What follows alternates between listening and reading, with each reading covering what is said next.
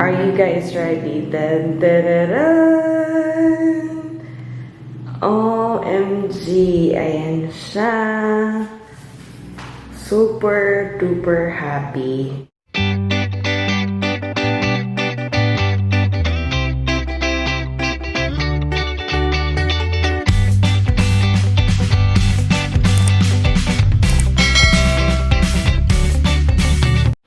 Good morning, Beshies! And welcome back sa aking YouTube channel. Andito na ulit ngayon ang inyong Ate Jaja. For today's vlog ay ipapakita ko sa inyo ang aking newly painted na room. So, ipapakita ko sa inyo ang before and after.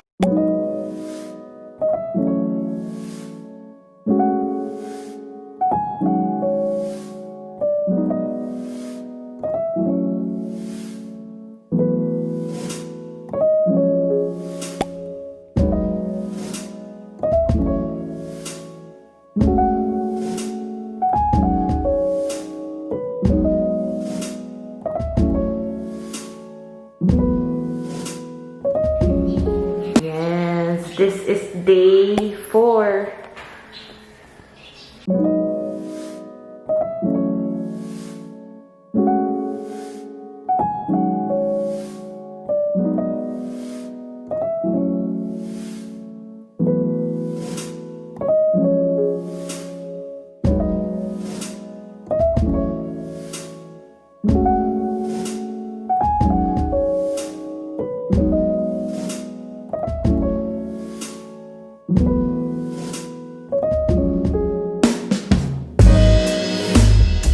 Update Beshies, day 5 sa pink room. Yes, tapos na siya. May pintura na yung cornisa and eto na. Oh my God! Ayan. Pink room.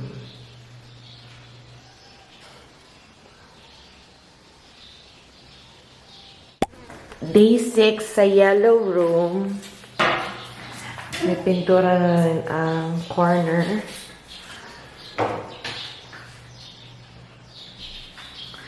And look, Beshies. So excited for this. Ayan. Ayan yung may geometric na style. Nalagyan na siya ng tape.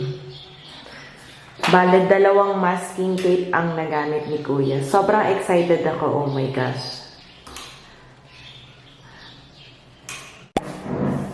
Beshies, next day, update sa pink na room. Ito lang yung changes niya. Yung corner na ganon. Ayan siya. Ayan. Oh my gosh. Pero ito na. Ang update sa yellow na room. Are you guys ready? Dun, dun, dun, dun. OMG! Ayan siya.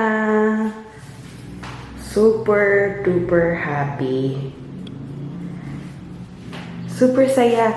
Imagine ito yung pinagkayahan nila. And then, ayan. Please, wag niyong i-judge yung makikita niyo sa kwarto. Yung paint lang talaga ang priority ko ngayon since nakita niyo naman sa previous vlogs ko na wala pa talagang pintura yung kwarto. So, yung mga decor, yung mga bedsheet, mga cortina, dead ma lang sa part na yun kasi hindi pa nga siya totally ayos. Mag-iipon pa ako para mapaganda ng bonggang-bongga yung kwarto at malagay yung mga dapat na ilagay sa kwarto. So, eto na guys, papakita ka na sa inyo. So, eto na, Beshies, ang finished product ng aking yellow na room. Oh my gosh. So, eto siya. Ito yung favorite part ko sa may, ano tawag doon? Sa may headboard. Dito yung paint na geometric. I'm so happy kasi pinakita ko lang kila Kuya yung gusto kong style na nakita ko from Google and nagawa nila. Ayan. So, eto na yung curtain. Sabi sa inyo, Beshies, huwag nyo masyadong i-focus yung kurtina na yan kasi hindi pa ako nakakabili. Bumili ako ng blockout na curtain pero hindi pa dumadating. Ito yung side. Ito yung sa may aircon. Ito yung TV. Yung workstation ko. Nilagyan lang siya ng ano ni mama for the meantime ng cover. Pero tatanggalin din yan. Hinaharangan ko yung laptop kasi nagwo-work ako. And ito yung chair. Ito yung chair na nabili ko sa home center din kasama ng sofa. Ito siya yung fan. Ito yung TV. Bala ko lagyan dito ng fan sa taas. As you guys can see, sobrang taas ng pagkaka-mount, wall mount ng TV. Ipapa-adjust ko pa siya. One of the reasons kung bakit sobrang taas niya is gusto ko siya lagyan sana dito ng table. Yung may mga mirror, ganon.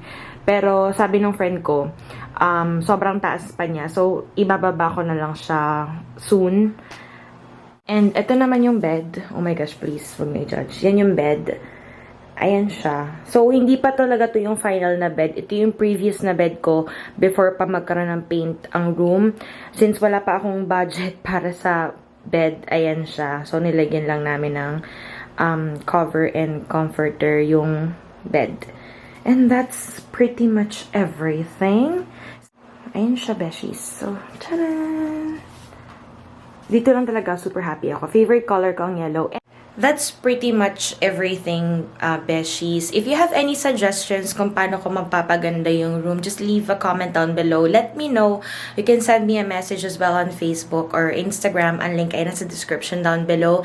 I'm so happy na finally may paint ng room ko. And color yellow siya. Since I've mentioned this before, favorite color ko ang yellow. So, sobrang happy na finally, unti-unti nang naaayos ang room ko. And again, if you have any suggestions, anong mas maganda dito, anong mas bagay dito, let me know. Super ma-appreciate ko yung mga suggestions nyo.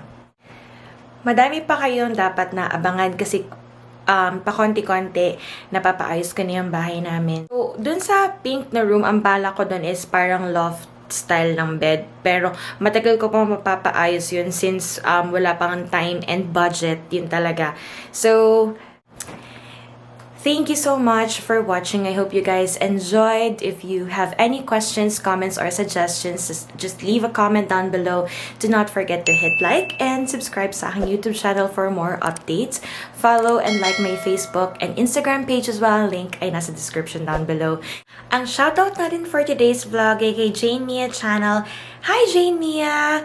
Thank you so much for watching. I hope you enjoyed and stay safe palagi. Stay safe, stay happy, and stay healthy sa inyo at sa inyong buong family. God bless us all. Bye!